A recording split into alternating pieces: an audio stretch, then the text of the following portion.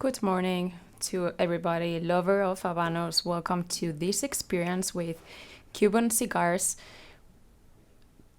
in which we have chosen the younger brother of all the Cohibas, the Cohiba Short. And the idea is to enjoy, have a nice time. We are going to do a kind of exercise of pairing, of harmony, of balance with Bodegas Lustau, with its vermouth. And to talk about this vermouth, we have here Carlos Ruiz, who is the brand ambassador of Bodegas Lustau. Welcome, Carlos. A pleasure, as always, Andres. You know, we are always glad to be here, enjoying this time, these pairings with you, and also discovering how to do new pairings. We have been with the oldest brothers of Habanos, Montecristo, Partagas, Romeo and Julieta, but today we are going to do a little twist, and we are going to do it with Cohiba Short. I am going to offer you one already so you can start enjoying it. And I would like to, before coming into the pairing and taste side, first I would like to introduce a little bit the Cohiba Short. As you see, it's a completely new format. It's different. It's a mixture between the length of a mini and the ring gauge of a purito. And this makes a very short smoke. This kind of mini puritos are really good for those moments in which we don't have enough time to enjoy deeply the oldest brothers, the bigger habanos. But in this, for example, when you have a little break in the office, or when you're going to have a coffee or to go for a snack or an appetizer, like we're going to do now with this vermouth lustau, have this taste of Cuba in your lips. So all of the tobacco that this Cohiba Short wears is 100% Cuban tobacco that comes from the region of Pinar del Rio in the area of Vuelta Abajo specifically. And if you take a look at it, they have reproduced the classical band of Cohiba, the one that they are wearing now, but according to its size. Because bear in mind, we're talking about a smaller Cohiba. It has 10.6 millimeters and 82 millimeters of length. So it's going to be a smoke of more or less 10 minutes. I really love the band. I think it's beautiful. The brand of the oldest brothers, it fits very good on them. And in these mini cigars, they are short, but they are really tasty. And it's going to give us maybe 10-15 minutes of the pleasure of tasting the Cuban tobacco. It can be like a short break, but not a rush, right? You have not much time, but you can enjoy it. I usually smoke not only short, but also mini. So this is for these moments in which you want to enjoy, do this break in your daily life, and you can enjoy it slowly. And take a look, Carlos, that one of the things when I saw the presentation and the packaging, it caught my attention, this case, which is really, really new, very modern, and very comfortable when it comes to take the cigar out from outside of this box. That's, as you can see, they come wrapped in cellophane individually, so this guarantees a very good preservation. So this makes their life longer, right?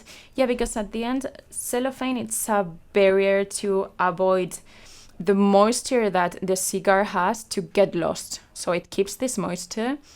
So without having it in a big box with its humidity, specifically in this box, it's going to last for 1 year, 1.5 years.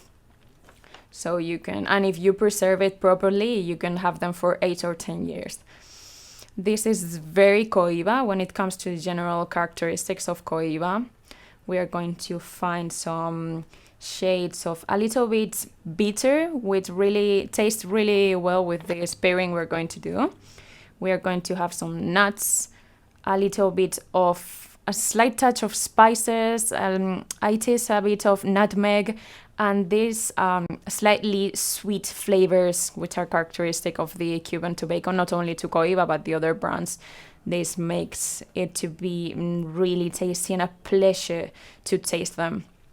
These cigars are also produced by the international industry of tobacco, where they put all of their love in fabricating these cigars so that we can enjoy them.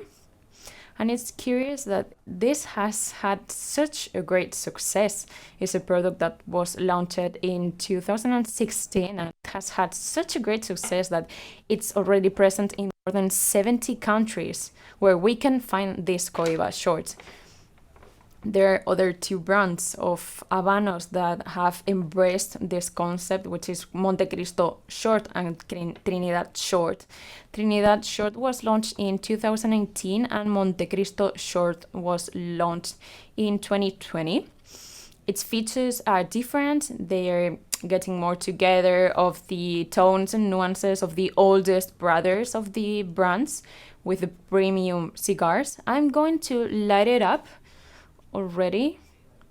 You have to let me your lighter to light mine on.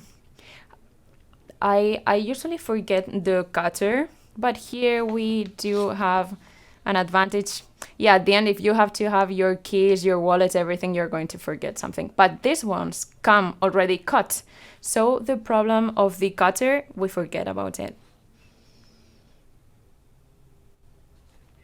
So I was mentioning it's a short burn time. So now that we are facing summer, in which we are, for example, having an appetizer or drinking some coffee in this 10-minute break of the office, or maybe small snack like we're going to do now with this vermouth. I would like you to introduce me a little bit of this vermouth and also of Lustau in general and the portfolio that you have among Lustau. For sure, many of people here watching us may know us from all the experiences we have performed together. Lustau is a cellar that has more than 125 years. We have sherry wine, brandy, even vinegars, and 3 vermouths. In this case, we're trying the vermouth rojo, which was the first that Lustau recovered in 2015. It's a traditional recipe that already existed in our cellar. The tradition of the vermouths arrived to Spain at the end of 19th century, but in the area of Reus, it's the most known. Each region had its own recipe, and they use the materials and ingredients they have. We are really lucky of having our sherry vinegar wine. This is going to allow us to do a very special and out-of-the-box vermouth. So coming from Jerez and using this kind of wine to elaborate our vermouths, it's going to allow us to have more options to play, and it's going to make us play between the botanicals and wines. But you have finos, amontillados, more than 10 styles we do have, but Lustau, moreover, with these styles, we do 60 different wines. Fernando Perez, our master blender, has a huge range to be able to play with them, and it's not only the 60 brands that we launch, but it's the whole process and everything that's behind of our brands. Because we not only have the soleras, but also the criaderas of these wines to be able to play with them. So you use the system of criadera and solera. Yeah, same as with wine or brandy, we use criadera and solera. When it comes to this vermouth, we also use those wines. With the vermouth rojo, we use the amontillado and Perro Ximénez. Amontillado is a seco wine. It's nutty wine, roasted wine with a little bit spiced. So these are the shades that you have been already describing. And then the Pedro Ximénez, which is a sweet wine, very velvety, which is going to give us some shades of raisins and maybe other dried fruit. Because in other areas that they do vermouth, they don't use the Solera system, right? Yeah, most of the vermouths, they start from a young wine, and this changes in every vintage. And our system of Criadera and Solera is a different system. It's dynamic and it's a mixture system. So we're going to blend one vintage with another to get always the same product. So we always get the same quality. Our master blender, Fernando, he knows he is always having a Pedro Ximénez and Amontillado of Lustau quality to elaborate this vermouth. So it's not only the botanicals with which we are going to play, which is really important, but we have 2 wines with 2 characteristics and a profile, and also to say kind of an aging bag of more than 10 years, that this makes a different blend to any other vermouth. I'm seeing here served already the rojo, the vermouth rojo, but I want to remind to all of you who are watching us that you can be making and typing your questions to reply to them in the last minutes of the video. You will see a line on the down part of your screen, and you can write down your questions if you have any. And let's continue with the vermouth if it's okay for you, and whenever you say we can try it. I did already try. Okay, so toast.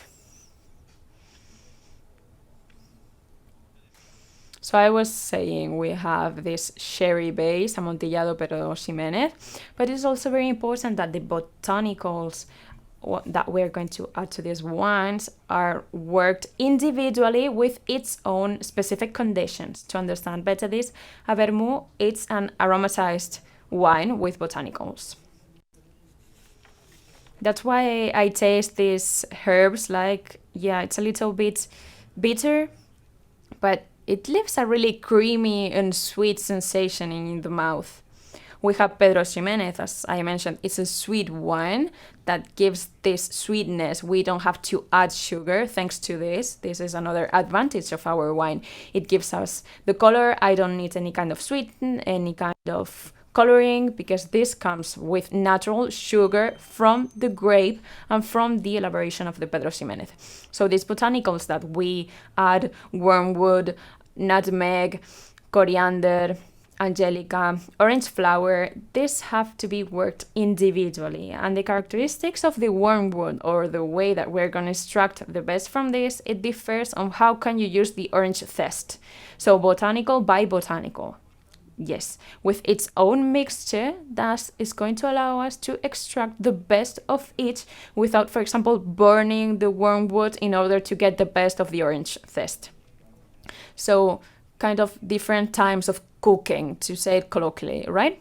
Yeah, this is the work of our master blender, to be able to blend all of these elements and that everything works in harmony. So it's not only making the best of each element, but making the best of the whole blend all together, so that the result is what we need or what the recipe needs. So if we try it for the 3rd time, I always talk about this vermouth like as pieces. It starts really sweet, the Pedro Ximénez, and then it's a kind of game. We get the wormwood, the herbaceous, the citrus taste, but then we get the smoky, the roasted taste. So it changes. And this fits really good with the short, because at the same time, the same thing that happens to the older brothers, this is a little bit seco, but it really balances very well. It's the creamy side of the vermouth. They don't like compete with each other. They blend each other, they balance each other, and the tobacco filling with these nuts and dried fruit of the Cohiba Short, with this little touch of bitterness, almonds, this nutmeg taste, with a very, very long taste in mouth, which is really long lasting. This aftertaste, because it invites you to repeat, to go back to both. It's what you said at the beginning, it's a short break to enjoy. It doesn't have to be only for the appetizer, maybe previous to your dinner, maybe drinking a cocktail where you don't want a really burnt time. When you have 10-15 minutes, this fits really well. We are now in a territory of flavor and fortaleza, not very high, so it's very nice, the taste, the way it moves in your mouth. So the draw, it's perfect. I'm loving it. So people don't have to think that because it's shorter, the quality is going to be less, right? Here, as I was mentioning at the beginning, we use 100% Cuban tobacco. It's the where the best tobacco is born in the world. So from the Internacional Cubana of Tobaccos, they do a different product, which is new. This concept didn't exist in the culture of tobacco. We had the minis or the puritos. So from this innovation that Cohiba has been performing in the last years with the additional fermentation, the cedar casks, with the half time of the Cohibas medio tiempo, here they also got out of the box and they launched this beautiful product for a short time. It's like a short luxury. So it's marvelous. We have the classic vermouth here, and we have given this a short slice of orange. But do you think that there are other ways to be able to drink the vermouth? Combining it, or maybe in a cocktail bar, or how? We talk from Spain, and the classical consumption of vermouth is like here with two pieces of ice, with a slice of orange, or with orange zest, and it's really classical for the appetizer moment. In fact, in Spain, we say, let's go for a vermouth, but it doesn't have to be a vermouth. But here we have new alternatives that give us other moments of consumption that may take us to enjoy vermouth in a different way. In our case, we have a vermouth rojo, vermouth blanco, and vermouth rosé. And now what we have in this cup is vermouth rosé with tonic drink. So you don't need to be a bartender, you don't have to be an expert, and not many ingredients at home or tools. So it's having a good cup, your best glass, the one you prefer, a little bit of tonic, maybe the most neutral one. Maybe you can play with different tonics that we have now in the market. And you're going to achieve a drink that maybe for after a lunch or this half of the afternoon when you meet with your friends, with your family, previous to dinner. It's a refreshing glass. It's very easy to drink and also very appealing. It's this glass that you see in a bar and you look at it and you say, I don't know what it is, but I want it. Let's try it. Toast.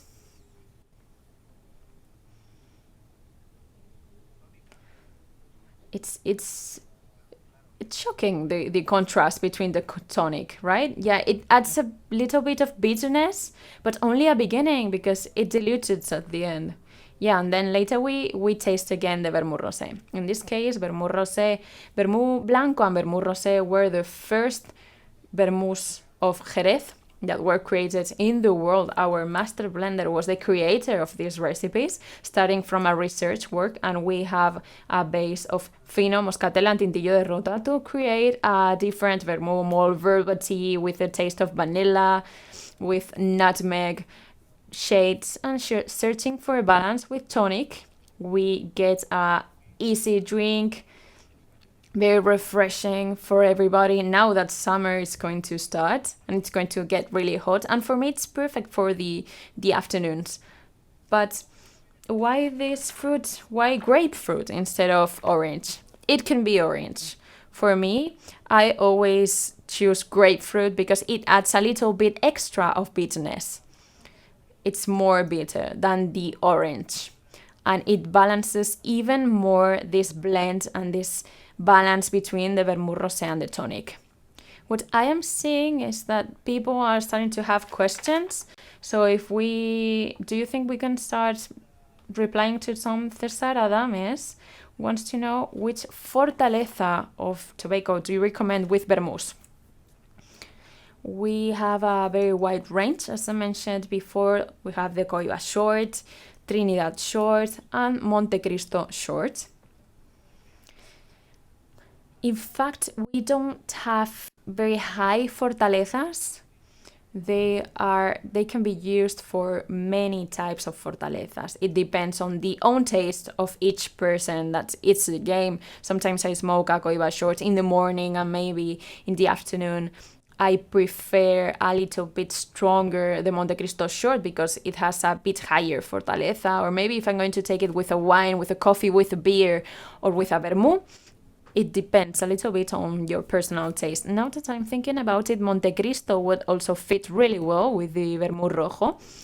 But for example, Vermouth Blanco, that we don't have it here now, it's excellent, the Lustau Blanco. It also fits really well with Trinidad and Cohiba, so the range is very, very high. Thomas from Germany, what kind of beer fits better with a Cohiba Short?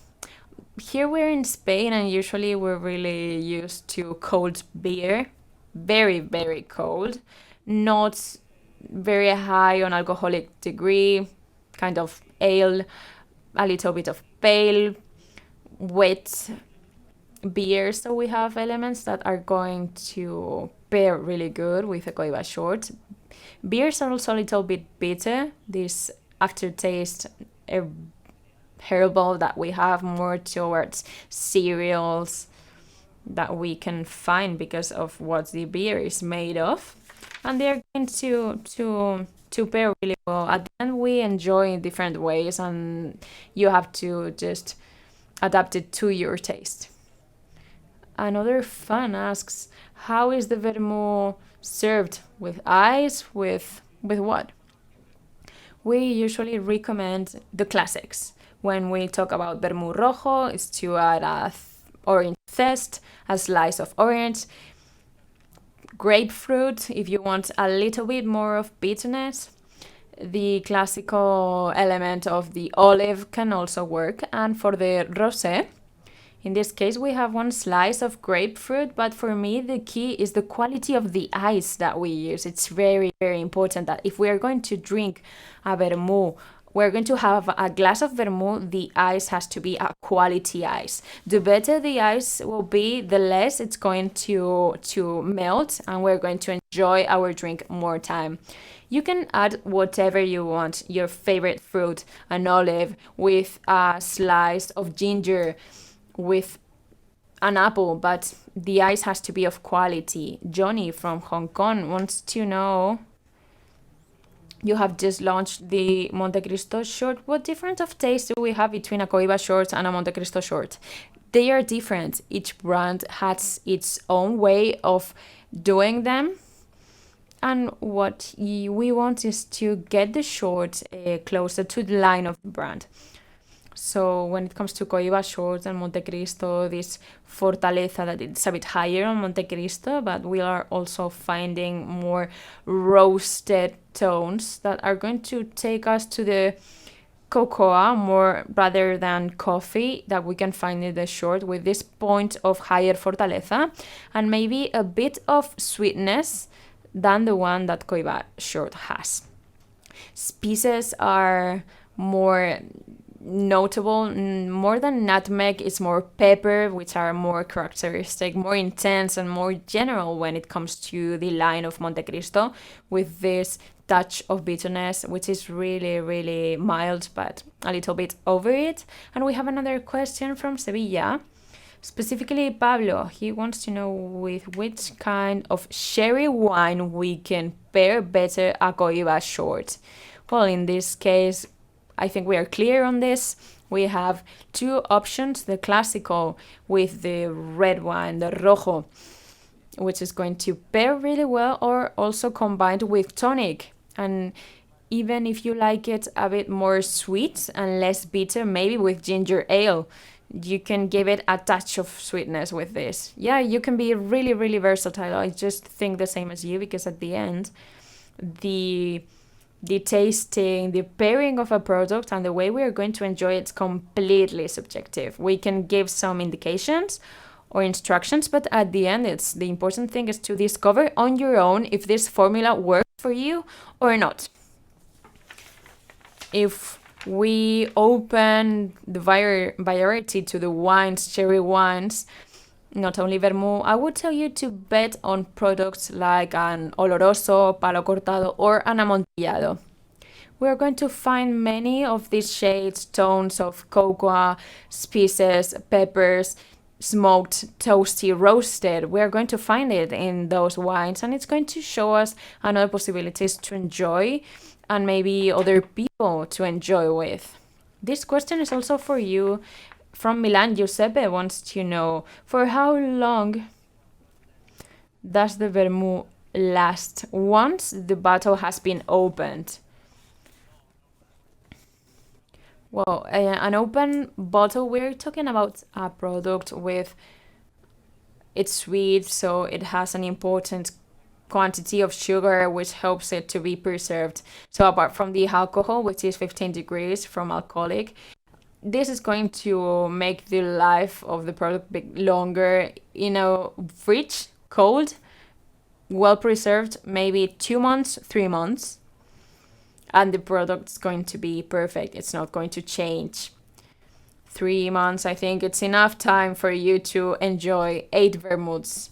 Maybe if not, you just have to invite people in and share the bottle with them. And you don't have to put it in the fridge, right? For me, the key is the ice, as I mentioned at the beginning.